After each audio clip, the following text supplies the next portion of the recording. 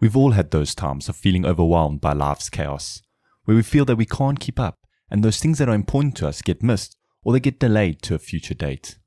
What if you could bring more balance to your life and smooth out the challenging experiences, bringing more peace to your day-to-day experiences?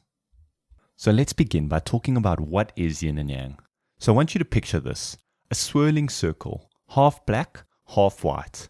I'm talking about the yin-yang symbol you've probably seen before, but it's more than just a cool design. It's a key for understanding the philosophy of yin and yang. So if you look at the image, you will notice that there's a white part and a black part. The white represents yang and the black part represents yin. The use of the two opposing colors is done to represent the first idea, that yin and yang are two opposite forces that we see interacting throughout the universe, like hot and cold, or day and night.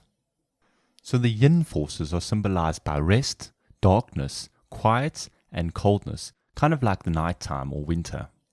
Whereas the yang force is represented more by activity, light, strength, and heat, like day or summer. And the second characteristic is that these two forces aren't just opposites, they actually need one another. And if we look back at the yin-yang symbol, what we will notice is there's a distinctive shape of the white and black sections, and this kind of looks like a fish or a drop of water.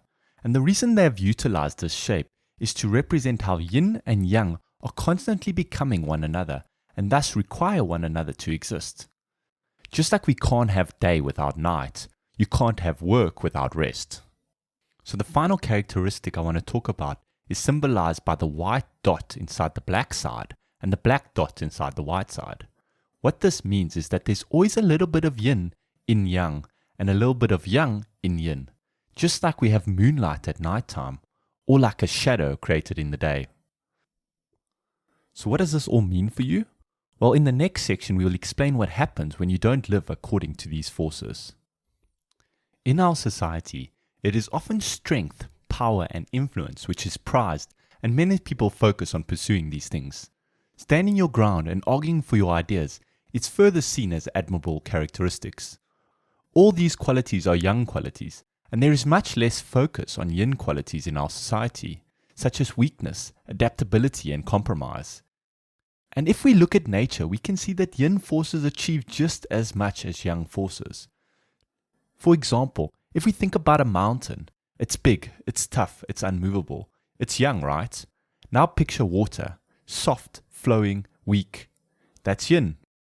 However, what we will see in nature is that water has the ability to wear down a mountain over time, and this just shows how powerful the yin aspects can be.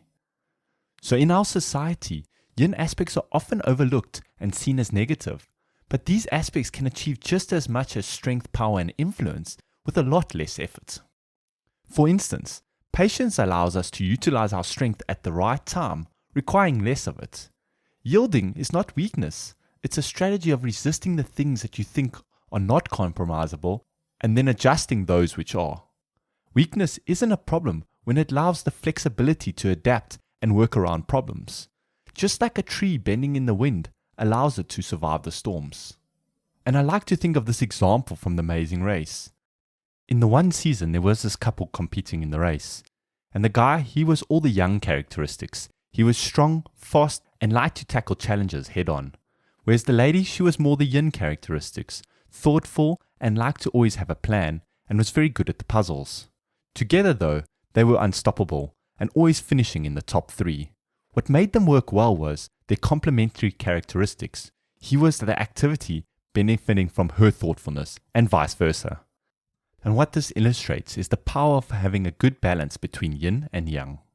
Okay, so now let's move on to the dangers of imbalance and practical tips to address these. So my first tip is to begin with self-awareness. Take some time to notice your own personal characteristics. Are you too active, always having to be busy or doing something? The danger here is that of not being able to relax. Commonly, these personalities may experience anxiety, insomnia, and an inability to enjoy the simpler things. What I would suggest if this is you is to try meditation or mindfulness to help teach yourself how to relax and be fine doing nothing. Or are you the more sedentary type, always relaxing and struggling to do much outside of work? Well, Again, from our theory, resting too much is also a bad thing, as this will increase your risk of disease.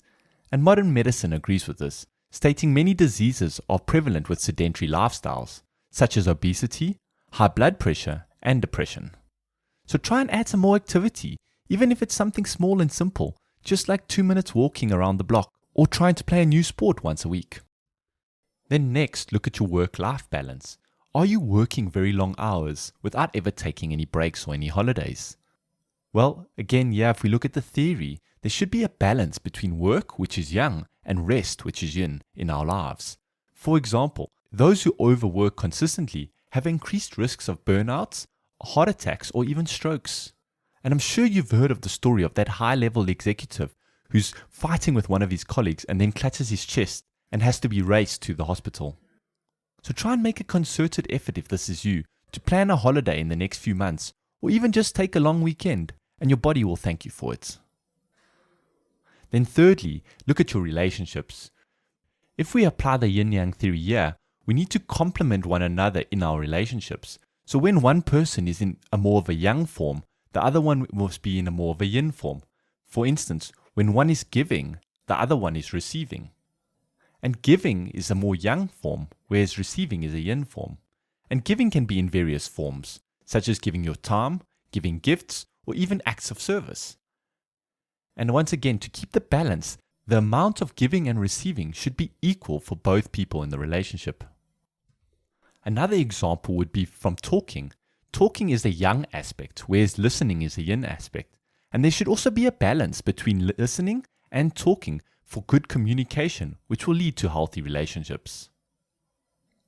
And then the final thing I want to talk about is embracing change. If we look at this yin-yang symbol, it is a stationary symbol. But the true image is actually a twirling circle where the yin and yang constantly twirl and change into one another. And this is to emphasize the most fundamental principle of yin-yang, that everything is in change, and change is the fundamental characteristic of life. And if we are able to accept this, this will allow us to have a much more peaceful and joyful life, as we won't be resisting things which we cannot change. And so one final thing, balance isn't about perfection, as life flows between times of more action and times of rest. Ensuring you don't steer too far in either direction creates peace. Yin and yang show us that rest fuels action, and action powers rest. So ask yourself, what one small thing can I do today to help bring my life into balance? And over time you'll find your flow and watch your life transform. If you like this, hit the like button. And check out some other videos on the Taoist concepts below. See you in the next one.